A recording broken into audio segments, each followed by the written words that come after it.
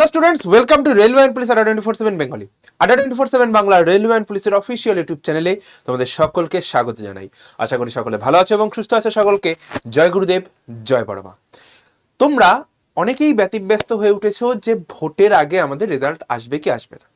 অনেকে বুঝেই গেছো যে কি হতে পারে বা কি হতে চলেছে। তো আজকের ভিডিওতে আমরা আলোচনা করব যে প্রিলিমসের রেজাল্ট ডেট এক্সপেক্টেড কবে হতে পারে, ভোটের আগে কি সম্ভব, আর যদি সম্ভব হয়ও বা সম্ভব না হয় তার পিছনে কি রিজন, এবং পিইটি পিএমটি তোমাদের কবে হতে পারে, এবং নতুন বিজ্ঞপ্তি কবে আসতে পারে, যেটা অনেক পরের আলোচনা। নতুন বিজ্ঞপ্তি নিয়ে পরে আলোচনা করব, ঠিক আছে, মানে ভিডিওর শেষে আলোচনা করব। তো পুরো ভিডিওটা সবার কাছে রিকোয়েস্ট শেষ অবধি দেখো, এবং যারা চ্যানেলে নতুন টুক করে সাবস্ক্রাইবটা করে নাও, এবং প্রিলিমসে কত কাট অফ যেতে পারে সেটাও ছোট্ট একটা জায়গায় আমি বলে দেবো, বা কোন ভিডিওতে বলেছি, কিভাবে বলেছি সব বলে দেবো। চলো তাহলে ভিডিওটা শুরু করা যাক। দেখো, সবার আগে বলছি যে প্রিলিমসের রেজাল্ট ডেট। দেখো, আমরা কলকাতা পুলিশের যে এক্সামটা হয়েছিল প্রিলিমস, সেটা হয়েছিল 21 ডিসেম্বর, তাই তো? 21 ডিসেম্বর 2025 এই ডেটে এক্সাম হয়। তো আমরা, এবং অ্যান্সার কিও এসেছিল যেখানে অনেক ভুলভ্রান্তি ছিল, ঠিক আছে, এবং আমরা এক্সপেক্ট করেছিলাম একটা ফাইনাল অ্যান্সার কি এর, তাই না? অ্যাটলিস্ট ফাইনাল অ্যান্সার কিটা কিন্তু দিয়ে দিতে পারতো, ঠিক আছে, একটা ফাইনাল অ্যান্সার কি, ঠিক আছে। যারা ডেপুটেশন জমা দিতে গিয়েছিল ফাইনাল অ্যান্সার কি, যেরকম ভাবে ডব্লিউপি কনস্টেবলের ক্ষেত্রে বেরিয়েছিল, ওয়েস্ট বেঙ্গল কনস্টেবলের ক্ষেত্রে, সেরকম ভাবে আমরা এটারও এক্সপেক্ট করেছিলাম। তো সেই জায়গাতে দাঁড়িয়ে এখনো কিন্তু কোনোটাই বেরোয়নি।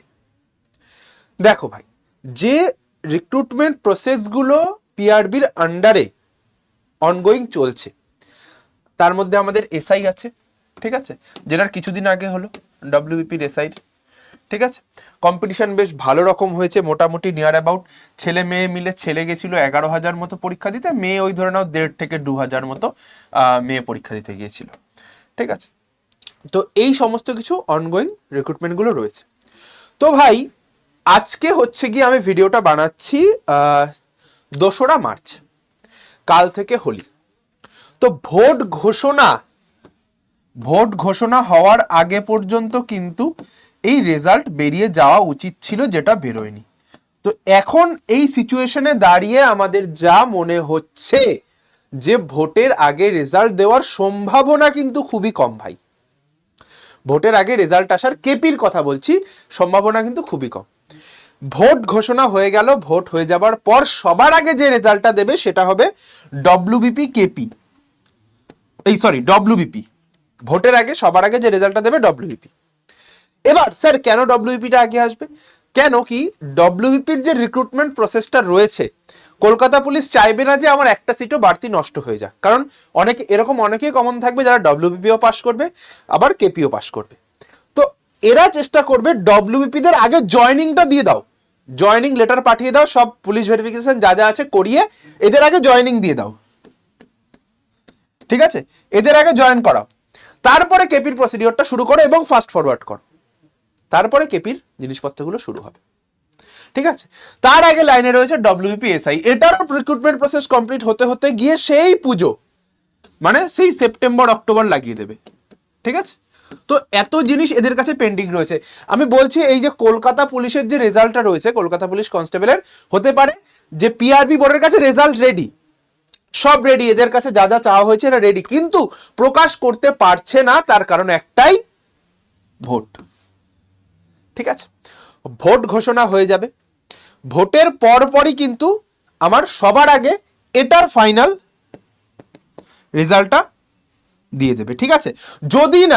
যদি কিনা এই মার্চ মাসের মধ্যে, এই 10 তারিখের মধ্যে এটার ফাইনাল রেজাল্টটা আসে, যদি মার্চের 10 তারিখের মধ্যে এর ফাইনাল প্যানেলটা বের করে দেয়, ঠিক আছে, মার্চের 10 থেকে 12 তারিখের মধ্যে প্যানেলটা বার করে দিলে, আমরা কিন্তু অনেক একটা অভিযান কিন্তু আমাদের খারিজ করে দেওয়া হলো। আমরা কিন্তু আন্দোলনের চেষ্টা করেছিলাম যে অনগোয়িং রিক্রুটমেন্টটা আমাদের তাড়াতাড়ি করুন, কারণ আমাদের সাথে আরো ভ্যাকেন্সি দরকার, এবং সমস্ত কিছুর জন্য আন্দোলন কিন্তু ওরা পারমিশন দেয়নি আমাদের। 27 তারিখে আমরা গিয়েও যেতে পারলাম না। যাই হোক, তো এটা যদি বের করে দেয় তো ভালো, নয়তো এইটারও ফাইনাল রেজাল্ট কিন্তু ভোটের পরে, ঠিক আছে। দেন এরা জয়েনিং হয়ে যাবে, দেন তোমার কেপি। আমরা সবাই এক্সপেক্ট করেছিলাম, জোর দিয়ে বলেছিলাম, আমিই বলেছিলাম যে ভাই এটা করে দেবে, কিন্তু করলো না।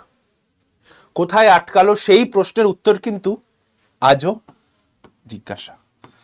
কোথায় আটকানো একটা ছোট্ট আভাস অনেকে হয়তো পেয়েছো, আমি একটা শর্ট ভিডিওর মাধ্যমে বলেছিলাম ওই ভাতা আর হচ্ছে গিয়ে রিক্রুটমেন্ট নিয়ে, যে 1 বছরে 11,000 11,500 কোটি টাকা 1 বছরে ভাতা দিচ্ছে, সেই টাকা দিয়ে 10 বছর আমার ফোর্স চলে যাবে 10,000-এর।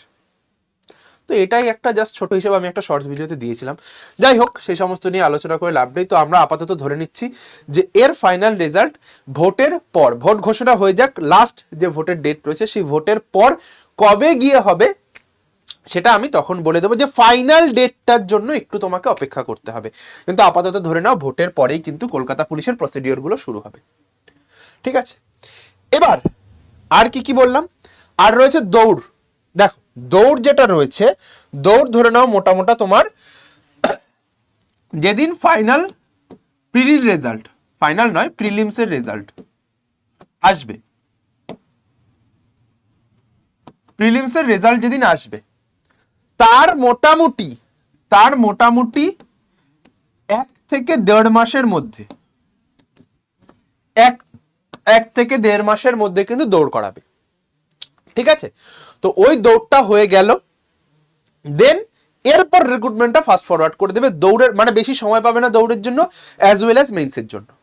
তারপরেও কিন্তু ফাইনালাইজেশন মোটামুটি আমার ধারণা 2026 এন্ড ঠিক নয়, ওই ধরে নাও সেপ্টেম্বর অক্টোবরের মধ্যে আশা করা যায়। এর আগেও হয়ে যেতে পারে, এর আগে কিন্তু তোমার পুরো গোটা প্রসিডিওরটা কমপ্লিট করিয়ে দেবে কলকাতা পুলিশ যে ভ্যাকেন্সিটা রয়েছে। এবার স্যার অনেকের চিন্তা, স্যার কাট অফ কত যেতে পারে, আমি ডব্লিউপিতে এই নাম্বার রয়েছে, আমি পাবো না ডব্লিউপিতে, তো আমি জানি কাট অফ কত যেতে পারে। তো একটু করে আমি একটু দেখিয়ে দিই ভিডিওটার কাট অফ কোথায় আছে। দেখো এই যে কাট অফ ভিডিওটা রয়েছে কলকাতা পুলিশ কনস্টেবল, অনেক আগে বলেছিলাম আমি, জাস্ট এই ভিডিওটা একটু দেখে নিও। রেলওয়ে পুলিশ চ্যানেলে চলে যাও। ঠিক আছে, এইখানটার ভিডিও সেকশনে তুমি চলে আসো।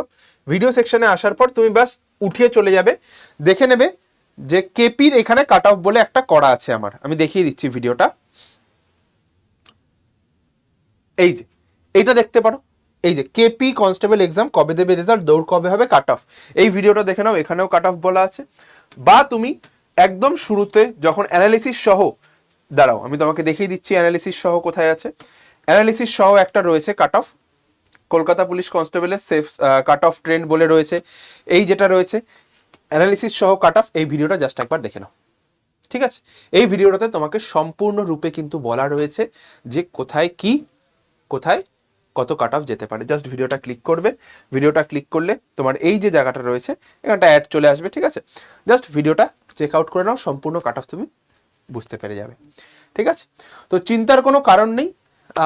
হয়তো দেরি হচ্ছে, আমাদের সবারই দেরি হচ্ছে এই বিষয়টা নিয়ে, যে কবে আসছে কাট অফ, কবে কি হবে, কবে রেজাল্ট আসবে, সবাই আমরা ধৈর্য ধরে বসে আছি। কারণ পশ্চিমবঙ্গে একটা পুলিশ রিক্রুটমেন্ট মানে তুমি সবাই ধরে নিয়েছে এখন 2 বছর মিনিমাম।